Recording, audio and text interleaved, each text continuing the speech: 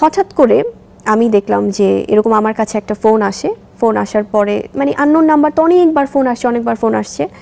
আসার পরে দেখছি যে আসলে খুব মানে অন্যরকম ভাষাতে, মানে আছে না একটা মানুষ ফোন ধরেই তো আগে কথা বলে, আপনাকে আগে জিজ্ঞেস করবে ভাইয়া যে কি হয়েছে বা কি ব্যাপার, কিন্তু ফোন করেই আপনাকে হচ্ছে যে খুব ডিফারেন্ট ওয়েতে আপনাকে নানান ধরনের কথা বলছে।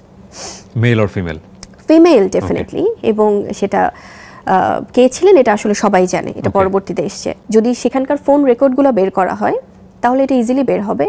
এটা যখন এই বিষয়গুলো সামনে আসার পরে, যখন আমাদের আন্ডারস্ট্যান্ডিংয়ের বিষয় যখন শুরু হলো, তার আগে আমি যখন জিজ্ঞেস করেছি যে আচ্ছা এই ব্যাপারটা কি। এবার অপু বিশ্বাসকে নিয়ে মুখ খুললেন অভিনেত্রী শবনম ইয়াসমিন বুবলি। তিনি জানিয়েছে অপু বিশ্বাস আমাকে ফোন করে খুব বাজে বাজে নোংরা নোংরা ভাষায় গালাগালি দিয়েছে। তিনি দাবি করেছে তার স্বামীকে নাকি আমি নিয়েছি। বুবলি আরও বলেন অপু বিশ্বাস বলেছে আমি নাকি সাকিবকে বলেছি অপু বিশ্বাস পরকীয়া করে, কিন্তু না, সত্যি ব্যাপার অপু বিশ্বাস ফিরদৌসকে বিয়ে করেছে। এই ঘটনাটা শাকিব খান অনেক আগেই জেনে ফেলেছিল।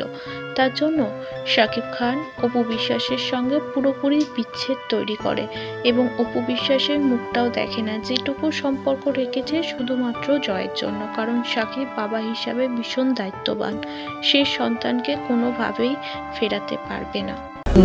এটা হচ্ছে গিয়ে বিশেষ মানে গণমাধ্যমগুলোতে আসলে বিয়ের ব্যাপারটা আমি ক্লিয়ার করি। আসলে বিয়ে হচ্ছে ঠিকই, তো ডেফিনেটলি আমাদের বিয়ে হচ্ছে, নাহলে শ্বশুরবাড়ি কি করে হয়।